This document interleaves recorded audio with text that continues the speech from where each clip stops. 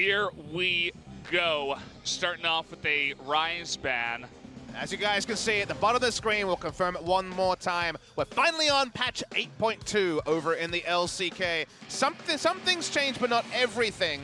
Because of the Relic Shields being going away, there are a couple of changes in priority. I feel like Zion Rakan is a lot stronger than it was previously because Rakan struggled to actually get value out of the Relic Shield. Still going into the Ancient Coin or the Spell Thief's Edge line. We're already seeing a lot of AD carry bans by KSV wanting to target Sangyun. We all know he's the true MVP of ROX, even with Lava stepping up. So a lot of attention already on the AD carry pool. I wonder if something like Galio is going to slip through, as ROX Tigers, with the Corki ban, kind of read what I was thinking and looking to first pick it if it's available, and a smart final ban by KSV. Yeah, good idea there. Still leaves some Sejuani. Very strong champions, the Sejuani. It's always kind of hard to ban out AD carries, but taking away the two most threatening ones in Kalista and Kog'Maw is always a good idea against Sangyun. Let's see what they decide to go for here. Will it be the Sejuani? No, they're thinking about Sangyun's 6th loss on Varus. Not sure if that's going to happen, but definitely possible as they first pick it. Yeah, Ezreal nerf, but still sees priority in other regions, won't be first picked. Understand the Varus pick for lane, very, very powerful. It's also ultra comfort for Ruler, so you're denying away Ruler's Varus rather than just a generic AD carries Varus. But I have a feeling KSV might be looking at Xayah and Rakan at some point in this draft. We'll see if that's true. The Sejuani is up to ambition for the first time this season. Other teams have done everything to try to counter away the Sejuani in particular. So actually leaving it open to ambition. First time in 2018 we'll see him on that champion. Malzahar got some pretty significant nerfs that don't render him unplayable, given that Crown has been very reliable on the pick. Let's see if they actually value it. I'm thinking Zion Rakan is the way they're going to go. And maybe a Talia for Crown later in the draft. But there's the Xayah. Will ROX Tigers deny away the Rakan or leave it open? They would have to have two other picks that they are focusing on a lot more, because very dangerous combo on 8.2, as you've been mentioning. Don't really want to just give that over. We have seen Lava 3 times on Zoe. He is 0-3, hasn't had the most luck, but I wouldn't say that it's his play that's really putting them behind. On a bunch of those games, he was 2-0, 3-0, 3-0-1, but then his team got behind and he couldn't carry it. But you see the issue of playing against a team that has players who are synonymous with picks. Ruler and the Varus, established. Crown may not be a Zoe god yet, but he's 4-0. So they're denying away power picks, but they're not power picks for ROX. To no one's surprise, Zion Rakan is locked in by KSV. If you follow solo queue, these two duo a lot, Ruler and Core JJ, under LCK, LPL, and LPL, LCK, respectively, on Xayah and Rakan. It's also the champions they asked for world skins for, so there eventually will be Samsung Galaxy, Xayah, and Rakan. Very smart. That is definitely a businessman's decision. Also by the duo. Very powerful in this patch. We'll talk about it more as we get into game. So now we're going to see denial bans towards support and jungle on the side of ROX Tigers. Already Sejuani taken away, but otherwise jungle pool is at 100% strength. So Jarvan is available, Kha'Zix is available. Both of those are big picks for Seonghwan. We'll see if KSV give any attention to him in the bans. So far, nothing. Just a Tom Kench ban, which I do like, and then, oh, here we go. We do have Nidalee being banned here. I was thinking maybe another disengaged support like a Janna, but they decided to target out Seonghwan, like you were saying. Definitely not enough disengaged supports in the meta to deny Rakan and Sejuani. Sejuani fiercely single target. Rakan not at all. Rakan does definitely tie up a Zoe in particular, so that'll be a fun interaction to watch. Double ban towards Crown's champion pool, but I think Talia would be very, very stable in this draft. Feeling good about my predictions so far. Are you some kind of prophet? Who is this guy? No, we had him. He left. Oh. He's over in the Underside League, unfortunately. Yeah, we had him, and now he's gone. Don't know what's going on. I don't watch that game. Talia is locked in and thinking about a Blitzcrank. Blitzcrank on the minds here for Key. It's not a bad idea. I mean, both Rakan and Xayah have ways to get out once you're pulled, but I'm pretty sure this is also a mind game hover, because remember, they were against Ignire's Blitzcrank not so many days ago, so I think they're just playing with emotions there. Jarvan not targeted with the ban, so had the choice of Jarvan, Zac, a lot of engage. They will go the way of the Jarvan. Talia's interaction with The Weaver's Wall for the Braum makes a lot of sense if they want to try to short that one. But they're actually looking for playmaking if they do go with the Shen. This is the champion that Key has baited himself on a couple of times looking for Demolish Procs. He and Ignar both had a bit of silly moments on the Shen, but this would be the proactive choice. So they're going to try and make plays around the map with the Shen. I feel that's very risky against Zaya and Rakan as a duo and what they can bring. Seeing a Diana hover here, pretty sure again. Diana top? I saw this, the coach actually hit him and was like, come on guys, Camille is up. And KSV have pretty much drafted the blind pick strongest comp you can on patch 8.2 with realistic bans. They have an immensely powerful draft. If you watched, I was able to watch a bit of challengers yesterday. Damwon Gaming and Griffin first versus second. Papa, when he's not working, he's watching. What can I say? It was also 8.2's debut in Korea. A lot of these champions were banned out. A lot of attention towards the Taliyah in particular. And now Cuvée jumping back on the Camille, so they have a priority matchup in top, a farm lane in mid where Taliyah is going to have to push. I think Zaya and Rakan just beat Varus and Shen in lane and the Sejuani. So KSV have basically a god draft here. ROX Tigers can do playmaking. They also do have the potential for Linderon to get attention from Sungwon and recreate what we saw a couple of days ago, where enough ganks and just range versus melee, Smeb was able to overpower in the Na versus Camille matchup. But on paper, things look rough for ROX Tigers. That they do.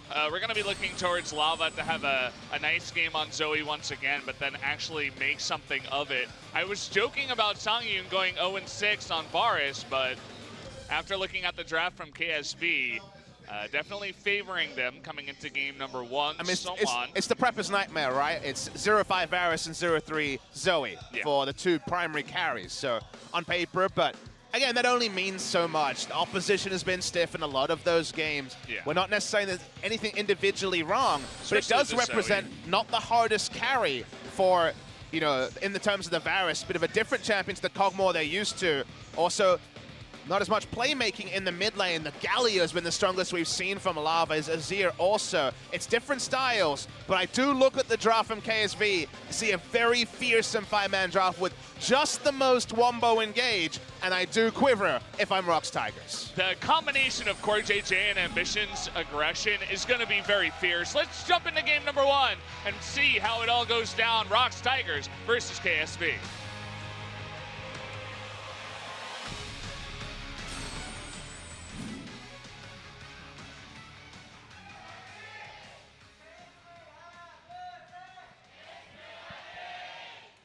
Good to have Crown back on Taliyah once again. He hasn't played any Taliyah so far in the LCK 2018 Spring.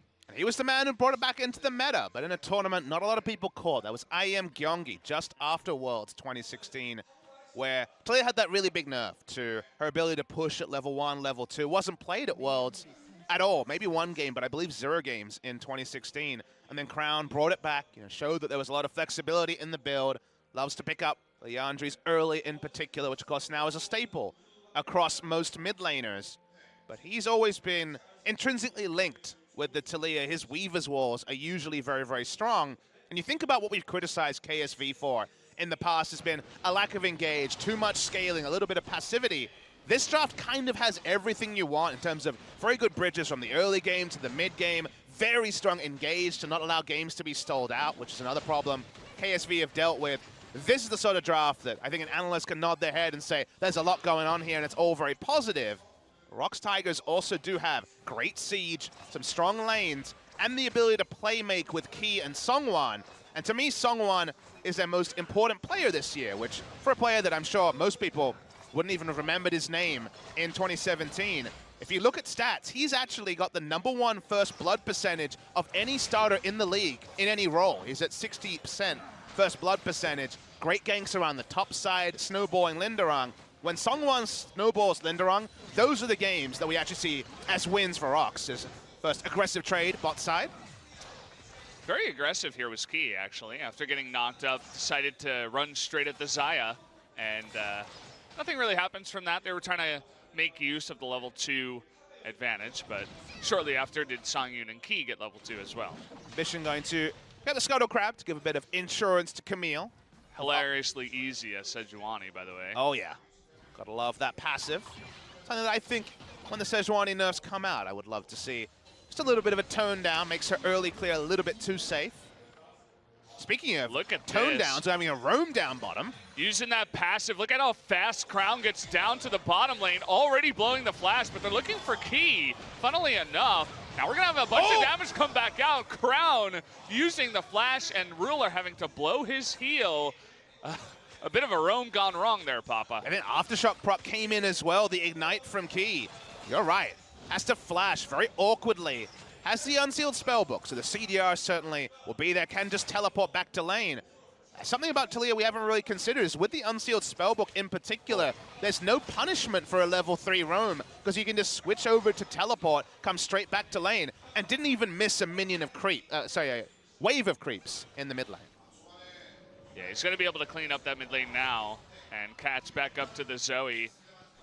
It's especially useful for someone like a Taliyah or maybe an Aurelion Sol. Doesn't have that much game potential at level 3, but especially that Taliyah. And maybe that's part of the reason why she's coming back now in 8.2. Unsealed Spellbook, of course, no change on 8.2. We're going to have to wait for 8.3 for that one.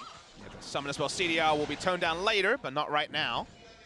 Did see that historically, KSV have had the wood over the ROX Tigers, but we only include 2017, given the ROX Tigers lineup now is much more relevant talking about 2017 than previous to that, so appreciate Spo TV for not including 2016 stats there that will continue to skew it the way of ROX.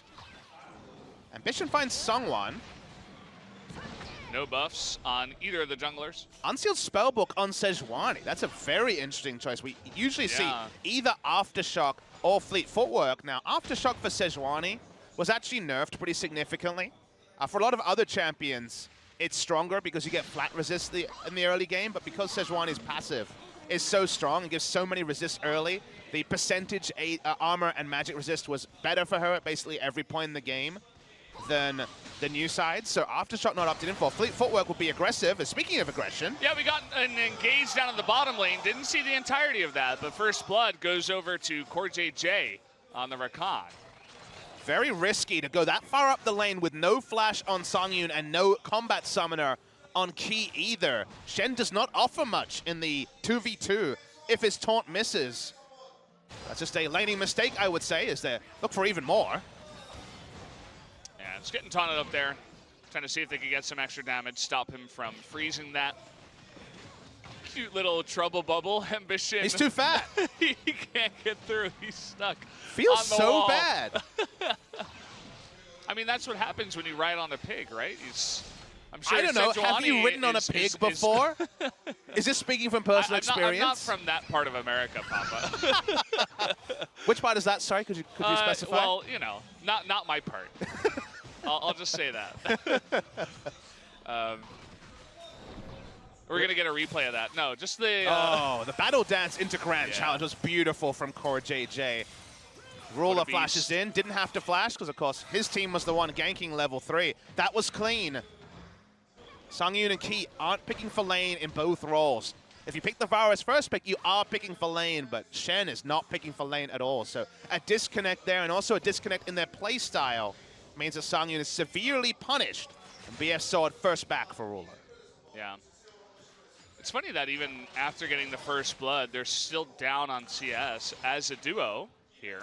Of course, Shen going to be picking up some of that with the Targons that he's picked up now, but we do have Crown coming down towards the bottom lane. He doesn't have that much mana, but he has enough for a wall. That might be enough. He's going to get Songyun on the right side of the wall. Finally gets his flash up once again. I think they were trying to get him right before the flash came back, but just got it in time. Unsealed Spellbook Valdez, that does change the timer there. So they were even a second or two off in the calculation.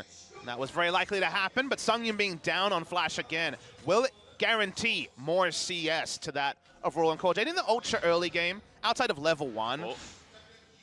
This vision is denied. We got a level 6 ambition. There's no flash. They can slow him down. Stopwatch will save him for now, but can he actually get away? That Sejuani passive coming in. One more hit, and that's going to do it. Ambition picks it up. We got a TP coming in as well as Sungwon. This will be Lava, I believe. Does get the trouble bubble here onto KSV. The taunt on in, and the flag and drag will mean that that kill is coming in. Cataclysm onto Ruler now, who's only level 5, doesn't have his ultimate available. Lava looking for the Paddle Star at this point. Trouble Bubble onto the Sejuani, a little bit more burst. Very, very close. Are those back. two men down there in the bottom lane.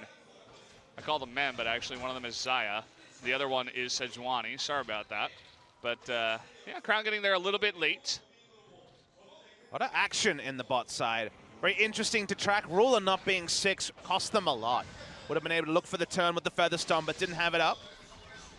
Crown, like you say, had roamed earlier. Had a couple of visits. Gank timing was great with the ultimate because it really punished Sangyun. And means this laning phase will only get better for Ruler. In the early game, as I was kind of trying to mention, the level 1's very strong for Zion Rakan, but there is definitely a lot of power just being a Varus in lane.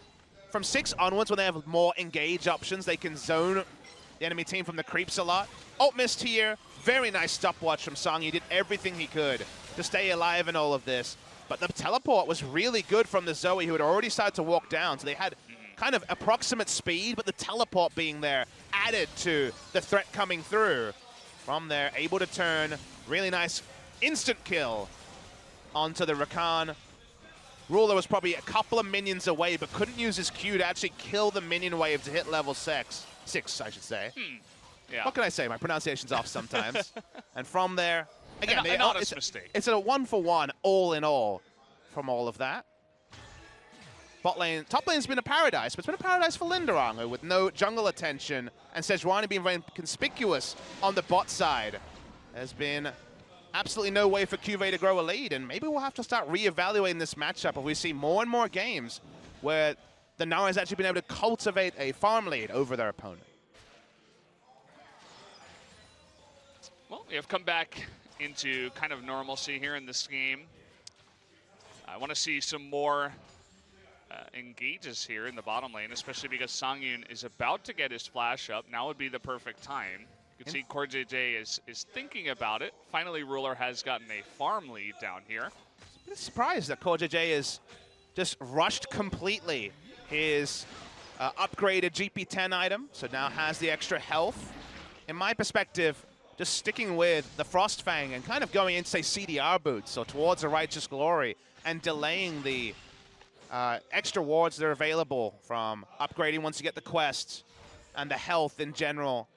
I felt like the cost-benefit might be there to kind of delay that item a little bit, but it's a nice straight-up purchase, so that's what we see there. It's also possible he didn't have his magical footwear when he actually went for the recall. Yeah. But not going to feel the value of that just yet, as Rift Herald is claimed by Songwon. Oh, we got Sejuani coming on down. Ambition looking for a gank, and this is partially due to CoreJJ clearing out all the wards. Look at that very forward control ward as well in the little corridor there. Also, Crown was making his way down. They know there are so many threats near the bottom lane with the Talia in mid, and Ambition with all of his summoners and his ult available. They're going to continue pushing. Another big part of Zaya's kit. And we should talk about how this all came to be, because you'll note that KSV have bought red side control. Ambition now just going to be face-checking Songwon. Songwon is able to get over with Flag and Drag. But how did this happen? The game plan from KSV has been to control red side. First, we saw the level 3 roam come in from Crown. That was the first time they controlled the red side jungle. Then we've seen repeated ganks from Crown and Ambition through the red side jungle. That means that now, Lava's kind of petrified to poke his head around the Raptors. Songwon has also given up a lot of control around that area, and then the team with the global has controlled the bot side and been in position to threaten a roam every time Talia has gone missing. So it's a multi-step pan all the way from level 3, but it has led to this crazy pressure onto Sangyun. Look at this, though. We got a very nice little push up in the top side. A TP coming in from Sangyun up to top lane. Lava does flash away from the Sejuani ult, a failed engage there, but they get the first blood turret up in the top lane with the TP and the Rift Herald coming into effect. And Ruler takes a lot of damage from the Aftershock proc and the turret damage. Remember, Shen doesn't need Unsealed Spellbook to have his own teleport. He has Stand United ready to respond as well, so they could instantly have 5 people top lane with teleport on Lava as well. Yeah. So this is basically cribbing notes from BBQ. I wrote down in my notes, KSV were taken down by BBQ's unsealed rotations. That was what they were able to do, was unsealed spellbook, push out the lane, and then just double teleport top and end the laning phase for QV. Seems like ROX Tigers are taking the same inspiration with all the globals and the unsealed spellbook. Yeah. And they get out of what was a horror laning phase and circumvent also where KSV was strongest, which was mid lane rotating bottom, jungler ganking bottom, and now a first turret against the run of play means there's no gold lead for all the great early work for KSV. Yeah.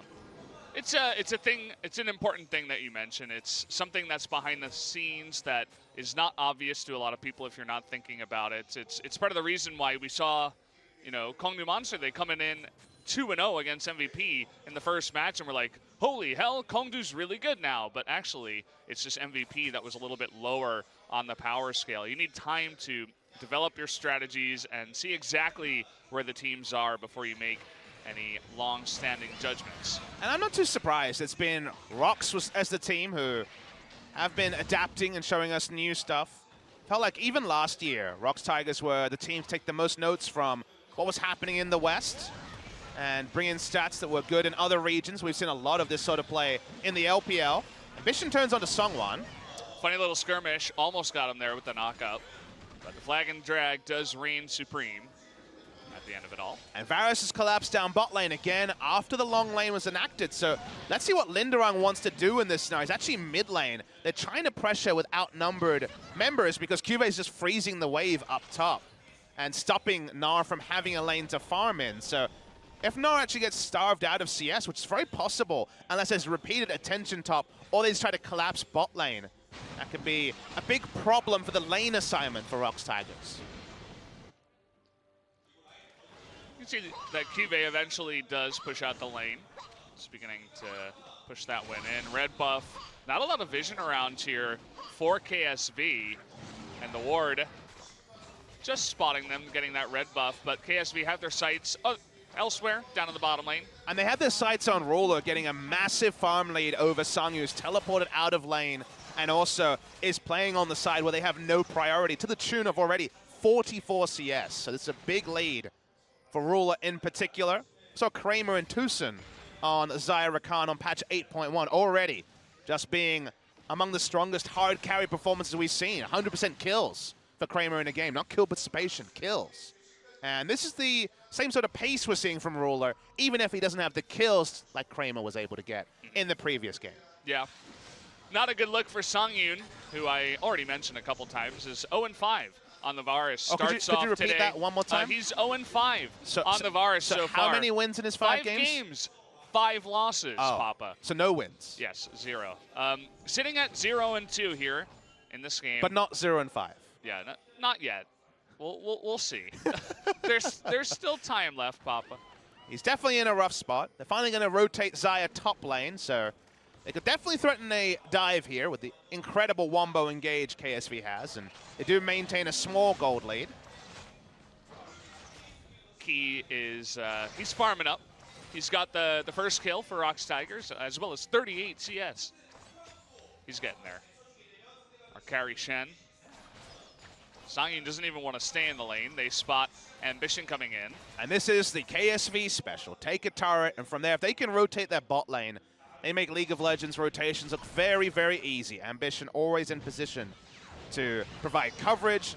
They take objectives. This is where KSV have looked strongest when they've been able to do this with this roster. It's when Ambition falls behind or the bot lane falls behind in a severe fashion. They're not able to end laning phase. That's where KSV actually looks vulnerable. Ambition famously not going to make a lot happen when it comes to proactive ganks, more of a farming, and as we can see, pathing jungler. Lava is so on point with his Zoe. Really got to point that out. You know, we talk about stats in terms of game wins, but he always seems to be doing quite well. He's winning oh so slightly in the mid lane, about 8 CS, but also just his accuracy with the spells have really been great. And I think he deserves praise. He's right up there for most improved player of the split for me is topside. Looking for that again. Trouble Bubble would have hit had he not flashed. TP up until the last moment, but Ambition flashing away. That was Linderung, in case you're wondering, as QV once again has the minion wave in an awkward spot for the Gnar. Gnar has no coverage here except for one ward towards the mid lane. And it's against a global as well, but Talia's top side, so he feels safer. Down here, and the ult comes in. Look at that. He's going to get wards? a solo kill. Linderong over Cuve. Take a look at the item discrepancy right now. Not much made so far for Cuve, a black cleaver, and I believe that his hookshot was down too, so he was just caught on up there. Linderong taking the solo kill. Yeah, he used his hookshot for farming on the tail, and then we caught how the engage began, but the end of it was very triumphant for Linderong. Want to know, like you mentioned, because he saw Talia topside, he knew that he wasn't going to be instantly collapsed on, so it was never going to be a 1-for-1 and just soloed down Cuve. It has to be feel good taking down World Championship top laner in a 1v1. I see the replay here. So hookshot was down, we know that. Yeah. And then from there, very nice from Linderong to get the bounce on top of Cuve, and then Cuve knew it doesn't matter if my flash is up, I'm boned. Great time on the transformation of the Mega Gnar. Just perfect stuff. Beautiful textbook stuff from Linderong. Yeah. You can tell that he has been practicing his Gnar.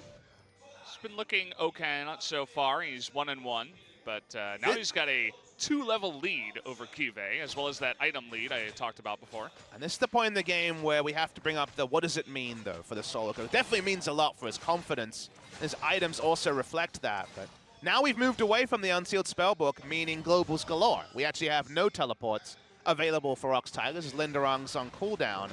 Now KSV does have the compositional advantage with the Weaver's Wall and also the teleport. So it's going to be a free Drake handed over to the side of KSV. Lane assignments are more tricky. We're going to have to see more of grouping phase from ROX Tigers here, considering Baron Vision, with Baron spawning in 30 seconds, but things get a lot trickier when the laning phase ends and you can't gimmick over with the unsealed spellbook, and they're turning on the lava. Oh, lots committed to there. The Weaver's Wall coming in, and the engage from CoreJJ, blowing the quickness. Oh, nice trouble bubble here. CoreJJ, and a flank from Seongwon. He's looking for it. The 3-man Cataclysm, everybody's getting out. Oh! But look at Linderong with the engage. Gets 2 of them, caught up in a real bad situation. Easy double kill for Shen. The carry Shen coming through 3-0. But really the carries in that fight, Seongwon and Linderong making it happen. Yeah, the Narvin duo there onto the Cataclysm wall, got the stun. Not respected by KSV. Both carries deleted in an instant, and ROX Tigers, they're just going to push up mid. That was so fantastic, and it all started too because of the trouble bubble by Lava making, I think it was Crown or Ruler very, very low to start that off, giving them the confidence to go for a play as aggressive as that. It's kind of the thing that's lost, as you say, Valdez, is that CoreJJ was out of the fight very, very early, and thus was not able to impact it at all. ROX Tigers making it a very long map, and that Baron Vision they were considering at 1930 now can actually go a pretty long way. They already have outer mid, inner mid, and outer top lane turret. Here's the replay. So CoreJJ, quickness is down, his health bar is down, ult comes in, you think, oh, it's not going to be big. That is a massive ultimate into 3 members onto the Cataclysm wall, the temporary terrain, Weaver's Wall and the Cataclysm. So one ability by both teams can actually be terrain for the Gnar ultimate. So great stuff from Linderong. Opens up the first meaningful lead of the game for ROX Tigers. Yeah, part of it was that KSV, after a couple of ults blown, they were pushing down mid as 5 members seemingly didn't have vision up in the top side, and Jarvan was just able to get this beautiful flank from the left side. I think it's just a lack of awareness. When you're in the middle of mid lane, you never think the Gnar ultimate's going to take you down, but that's what happened in that particular scenario. Lava in an awkward spot here. Doesn't have his flash. He's going to be brought back. Nice little play there by 3 members of KSV. And CoreJJ has the cleanse, so he can play make into the trouble bubble in particular. Ooh, missing the stun from the hook shot. It's 2-on-1 now. It is 4-on-1. Hidden ability. Yeah. There we go. They did it. That was definitely a team effort, because everyone decided to miss a skill shot, but they still got the kill. I'm still someone in Twitch chat will be like, BM, but no, that was just some bad mechanics. Exactly, BM, bad mechanics. There you go. Shut up, Valdez. Well, that does slow down the advance of the ROX Tigers.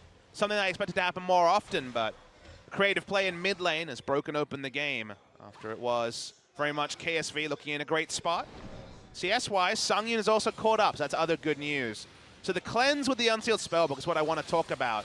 Cleanse on supports not a uncommon thing. You think of Tom Kent's just taking a QSS, for example, but Unsealed Spellbook allows you in the mid-game to switch to Cleanse, and once you're done with your teleports and ignites for laning phase, Cleanse can be so powerful because you look at the ROX side, the only job you have as Core JJ is to tie up the backline, and one of the ways to guarantee that is to take away the first CC, reduce the duration of the further ones, and ensure your grand entrance and your quickness is in the right spot. He's also rushed Zeke's Convergence, so we saw this second or third item last time out, first item here, to allow Ruler to do more damage.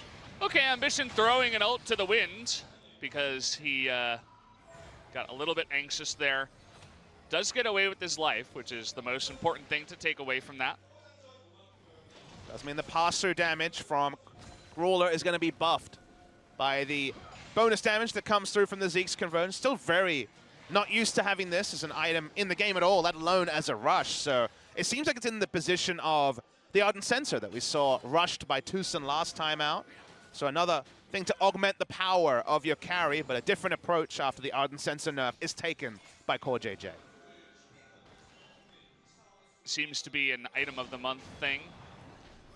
See if it continues to get more and more popular here at LCK. You can see they're trying to bait at the Baron, and you can do it when you've got Zoe on your team. They're going to lock down Ambition. There it is, into the flag and drag, into the Chain of Corruption. Never-ending CC gets them a kill on the most tanky member of KSV. You can see the first stuff from Core JJ was he'll get out of this, but no way to do that for Ambition. With all his tank items up, and didn't have ult to just throw out and disengage one. Means he dies. There's a Shen ultimate, actually, onto Songwan. Songwan almost got caught out there as Crown says, oh, you're going to flag and drag into me? I'm full health, but... Songwan's health bar is so important at this point in the game because the enemy jungle was down for 25 seconds, so keeping him up was something to at least threaten KSV having to face check and maybe some more picks, so it's used defensively. Was level 11 was key, so at least doesn't have the insanely long cooldown to have to respect. This game in a much more fine position you might have imagined from pick and ban. It's more indicative of KSV's kind of struggles in recent series where they haven't been able to overpower opponents not named MVP. They do have a lot of engage here. They do have a very strong comp that scales well. But specifically Linderung doing well against QV in the 1v1 and isolated 1v1. And then the teleport, the creative stuff from Sungyun and the rest of the members of ROX to end the laning phase early has meant a lot for ROX Tigers having a more firm foothold in the early to mid game than ROX Tigers would have expected. Linderung deciding to go into the Frozen Mallet afterwards means that he can stick on to that very slippery Camille. He's also soloing the Drake. So I'm going to come in and help him out with that, but we do have a bit of a collapse now from KSV. They do want to challenge this. The smite comes in, and it goes over to Ambition. Give it even locking down Sungwon, as his team tells him, no, we don't want to fight, we just want the Drake. A bit of a strange ultimate there, but second Drake means some stacking is working for KSV, and an Infernal will be the next spawn, and that's always something we want to highlight. Ambition needs to be respectful. There's a lot of pick CC here from ROX. He's going to get caught out again. A desperate ultimate coming in. But again, there's so much CC. A big knock up there with the grand entrance. But at the same time, can they do anything? The Cataclysm traps two, forces two flashes away from KSV. And a bit of sloppy play from KSV so far. Yeah, from Ambition in particular 2 times in a row. You have to consider what was used to pick up the Drake. Hextech Ultimatum was wasted, and QV wasn't grouped. So he can't afford to be there when there's Varus Ultimate, Shen Taunt, and also the Trouble Bubble to respect. And ROX Tigers, they're going to start up the Baron. Ruler didn't have to back. Talia can weave as well. There can be 4 members very fast. They're collapsing now. Yeah, they're not all that healthy here, ROX. Even the Zoe getting low, the Weaver's Wall coming in. It is going to be 5 members of ROX, though. They want to get them off. It's going to be close, trying to dive in. The Smite is going to get it, but they get a kill onto the Jarvan. Looking for Linderung, though. Ruler can clean this up. Camille getting low. The taunt in. This is so close. They're going to get down. The Xayah just at the end of it. Songyun on very low health, but the Shen ultimate helping him out here. Crown on full health, though. He's looking to take out these members in the pit alone. The Chain of Corruption comes in. Nice cleanse. And now with Ambition coming in, should be a good cleanup. We have TP on the right side. Can he help out? It is Linderung, one of the most farmed up members on the team. Level 16. Trying to get down Ambition. Crown, he cannot go 1v1 at this point. Core JJ now looking to get out of here. and a very broken up fight. The Baron goes over to ROX at the end of it all. Just insanity. The fights go so long because there is two unsealed spell books on the side of ROX Tigers. That was just Linderung coming back into the fight, was able to get his Baron buff recall off. We get the replay here, and KSV don't feel strong enough to actually start contesting early. So ROX Tigers say, screw it, we're going to finish the Baron. Good smite coming through from Songwon for his death, but of course, the right choice there. Ruler can clean up this fight, but the flash taunt from Key is the true MVP because he gets the taunt flash and also has the W zone coming through there to start missing some auto attacks. So means not enough damage coming out even with the Zeke's convergence complete. So big win there from the side of ROX Tigers. A couple of kills cleaned up by KSV, but nothing one-sided. So they're going to have to play less lanes. They don't have 5 Baron buffs to ROX Tigers, but they do now have an even bigger gold lead as we go on with the game. Surprising that Ambition stayed alive at the end of that one. Coming into the fight late, as he was the one that got caught. That led to that Baron fight even starting at all.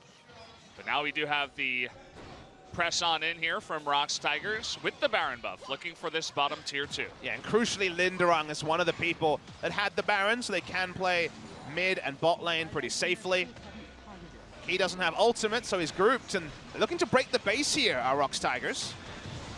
So many minions down here. A lot of them are ranged, though, so they can clear them out relatively quickly. Decent amount of wave clear as well. You look at Xayah and the Taliyah just clearing wave after wave together as a team. But now, don't feel strong enough to actually threaten a dive. Oh, what? Unless... What's happening to Ruler? He got hit by a paddle star underneath, but the shields are never ending. It's not going to be enough, though, to keep him alive. Songwon is going to trade, but they get the 80 carry out of the fight, and that means that at least the turret is going to go down. Yeah, smart timing. Cuvee didn't have teleport up, wasn't able to be there. The mass wave clear outside the Taliyah is gone. ROX Tigers want the inhibitor. It's so low. Lava's such a beast on the Zoe, man. He is hitting nearly everything. Gets Crown out of the fight after taking down his Banshee's Veil with the Trouble Bubble, secures the inhibitor, and now they're going to be looking for more. ROX looking good here in game number 1. And the coordination there between Sungwon and Lava after the chunk damage came out was real. Watch the replay here, because Ruler's full health, and then instantly flash ulted by Sungwon.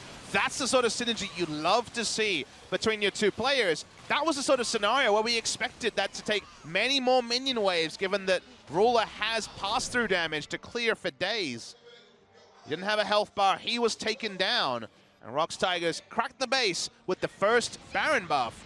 And now the Infernal spawns in a minute 13. Will ROX be even in a position to react to it here? I don't know if KSV will be able to walk up, but ROX Tigers have all the options. That they do. You can see KSV trying to get as much vision around the Drake because they know how important this is. If KSV can bring this to 40-50 minutes, as they are wont to do, they definitely still have a chance to make it back in this game. They're not all that far behind. Only 6,000 gold here at 31 minutes into the game. It's been some pretty big mistakes too, largely by Ambition, who wasn't playing in their last 2 victories and may not be playing game 2 regardless if they're able to stick the result here. Haru, of course, to pick up the double MVP on the Rengar. Oh, so good. Lava knows all the angles, man. Geometry master on the Zoe. And Sangyun also doing his role on the Varus. So right now, a lot of strength on the side of ROX. And really the only win for the side of KSV is that Ruler has hit 3 items. He's gone down 3 times, but he's been picking up the farm. He's been up in CS on Sangyun for the majority of the laning phase. Sangyun did teleport out, so there was a reason for that. But laning phase, good for Ruler. The teamfight phase has been a disaster because of the paddle stars and the general aggression we've seen from Key and Lava, keeping him in check. Haven't been able to engage a fight recently, KSV. They've been turned on each time, and Ambition needs to continue to pull back here as the Infernal is started by ROX Tigers. You see what Sungwon and Lava were trying to do there? Just bait him out with the Flag and Drag and then have him run into the Trouble Bubble. Had that landed, they definitely do have the follow-up CC to try to go for another kill onto Ambition, but instead, they just turn around, pick up that Infernal Drake. KSV did not want to try to go for that one afterwards. In case you guys are wondering, no changes to the Zoe on patch 8.2. Didn't leave those out. They did not happen. Maybe happening in future patches. ROX trying to train down this mid lane turret. Sungyun happy to tank it up for a while. I think we're going to see the 5-man group from KSV. Cuvée has been absent for the majority of these sieges. He's up there now. Look for the Weaver's Wall coming in from the bottom. They want Songyun, going to be jumped upon by the Hextech Ultimatum, but it's not enough. Fantastic Cataclysm on the right side by Songwon. Traps down 3, and now we got Linderong trying to go ham. Keep an eye, though, on Ruler, who does just disappear. Don't keep an eye on him. He's gone. He going a little bit far into the base, but actually opening up another opportunity for Lava, and he even stays alive. Linderong comes out of nowhere on the right side. They're looking to take them all down.